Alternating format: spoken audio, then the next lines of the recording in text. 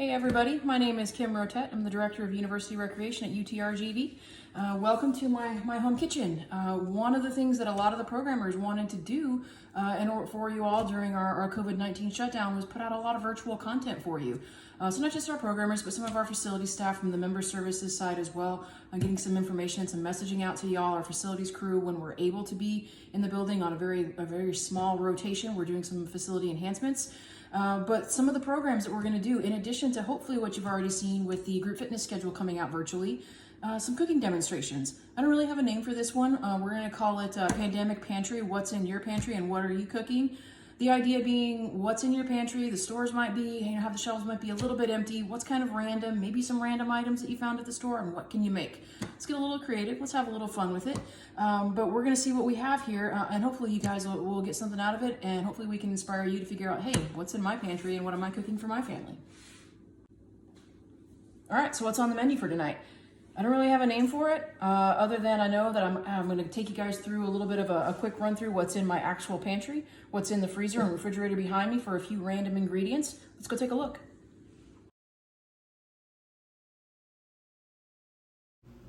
Cooking requires preparation, camp cooking included. Protein, we're going to be using one of these, just a regular sausage. We'll use one of those, we'll defrost it appropriately. And here, Spider-Man, frozen peas. We'll also be using a little bit of white cheese. We'll use one of these tomatoes and some bacon. And for the pantry items, we're going to use this macaroni, a little bit of pesto.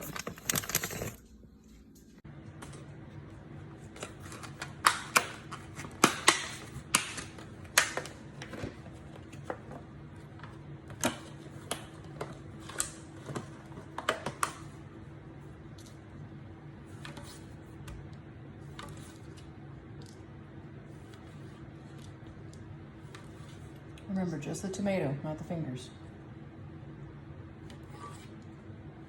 Rough dice.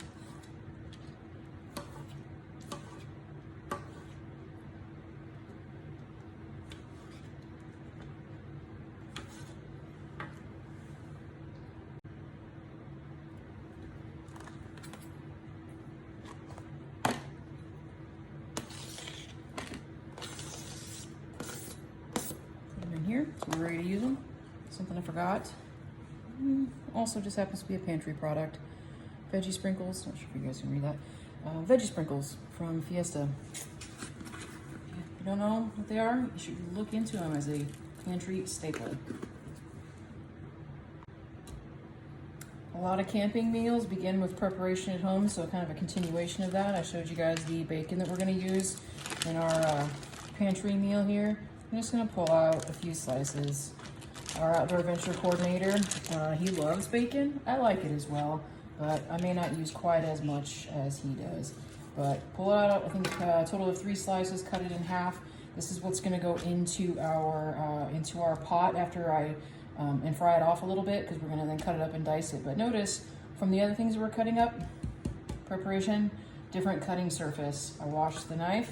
Different cutting surface. Let's make sure we don't cross-contaminate even in your preparation. Okay, continuing some of our prep work for our camp cooking menu for tonight. Recall that we were in the freezer earlier and I told you guys we were going to defrost this out properly, so I've done so here. We've pulled one out and we've defrosted this. But notice I now have a new clean knife and a different color of a cutting mat here. Guys, want to just make sure we're taking proper precautions when it comes to cross-contamination.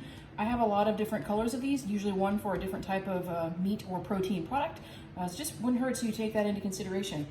But again, I'm just going to dice this up, not really dice it, we're going to slice this up for our camp meal later.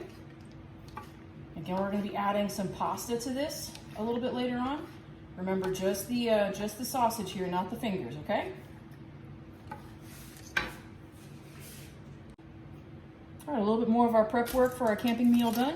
It's all sliced up. I'm gonna go ahead and reuse some of the foil that I had it defrosting in earlier, and we're gonna get it put away until we get out onto the portable stove later. Okay, everybody, welcome to the backyard. What we're gonna get ready to do now is do some of the cooking for a lot of the prep work that we did earlier for the one-pot pasta with the protein. So let's get started.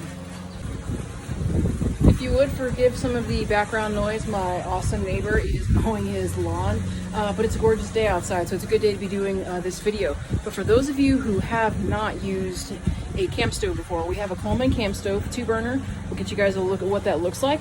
Maybe a little bit of I don't claim to be an expert at this, but a little bit of an instruction for how we utilize these things.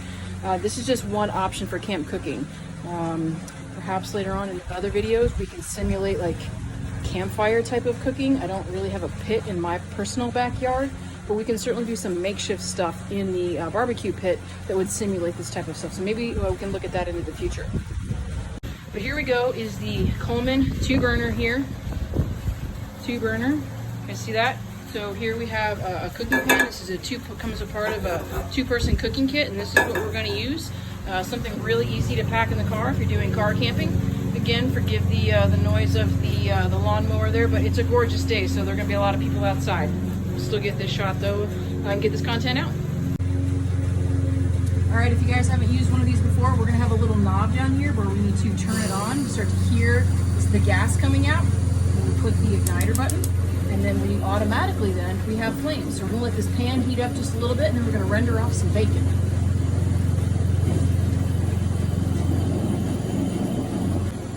All right, basic utensils here. I did bring a wooden spoon from inside my kitchen. We have the bacon that we pulled out earlier. I didn't show this to you on video, but as I was going through my recipe and planning again, it's just going to be easier to dice this bacon up and render it off. So I've washed my hands. They're all clean. I can go ahead and drop this in there. You guys start to hear that sizzle? These are making some good progress. See what we got working here. Now the good thing about bacon, it's greasy, so you're going to need a little bit of cooking grease for me to work with when I put in a few other items to get rendered down. We're going to let this render down. I'll show you what it looks like before we transition to the next step.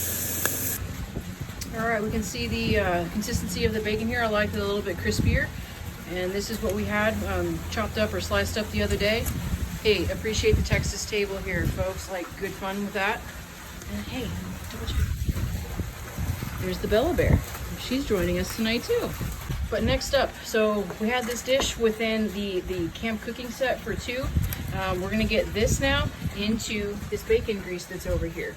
In the event that maybe you like your bacon a little less on the done side, not as crispy, it might not have rendered off some fat for you to cook your sausage here in. But you can just grab just a tiny bit of olive oil or cooking oil, and then that will help alleviate that problem. All right, let's go ahead and let's drop in the sausage. Let's sizzle. Just turn this around until the sausage is cooked. All right, next step, we're going to boil the pasta.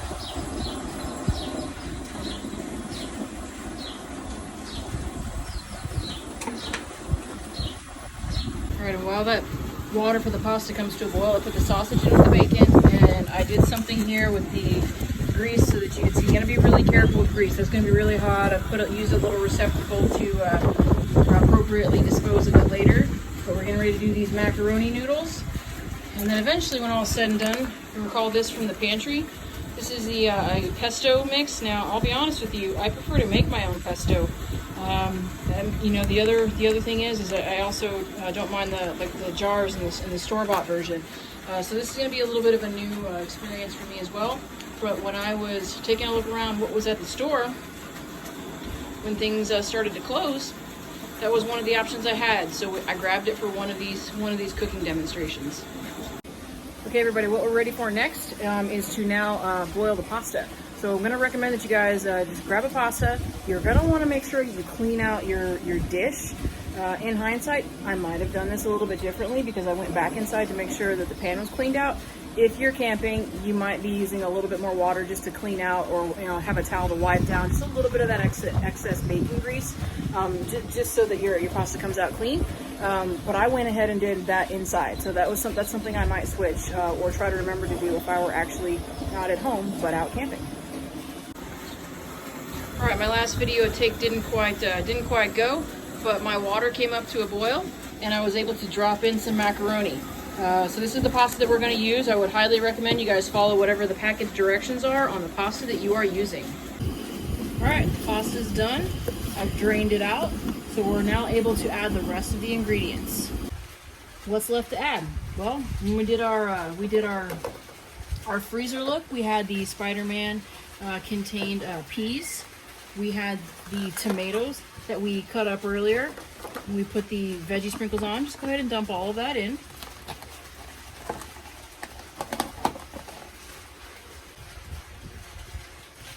All right, the other thing we have to add is this pesto packet. Now, we're gonna need to follow the directions on the back of this.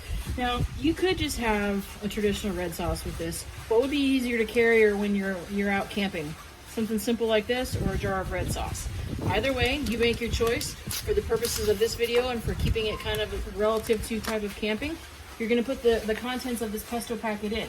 Now, these directions call for a little bit of olive oil to heat it up. So that's what we're gonna do next. At this point, you just want to heat up those vegetables that you had, that you already prepared, and that were left in the refrigerator. We're just going to heat them through just a little bit. And then we'll add the bacon as well as the sausage. We'll be good to go. All right. It's all in. It's all mixed together, heated up. The last thing to add is a little bit of cheese. We'll see you at the bowl. With the cheese added, everything mixed up, this is our finished product. Enjoy. Hey everybody, recipe recap. If you like peas, if you like pasta, if you like tomatoes, if you like, pesto goes really well with chicken. This wasn't chicken. I still kind of liked it.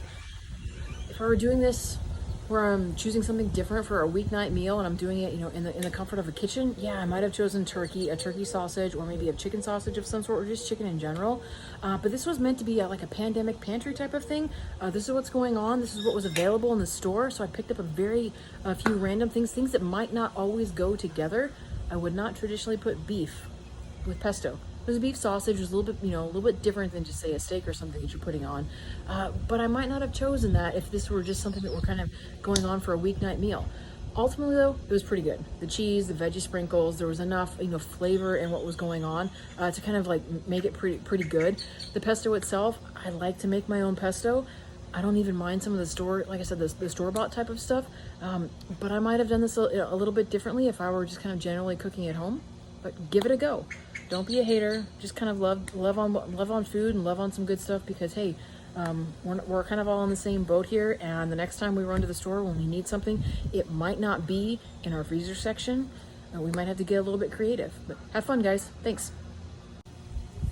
One last plug. Stay safe. Wash your hands. Please make sure you're practicing social distancing and generally following the CDC guidelines. This was fun, but it might also be maybe a little bit of a hint of reality. All right? Have fun.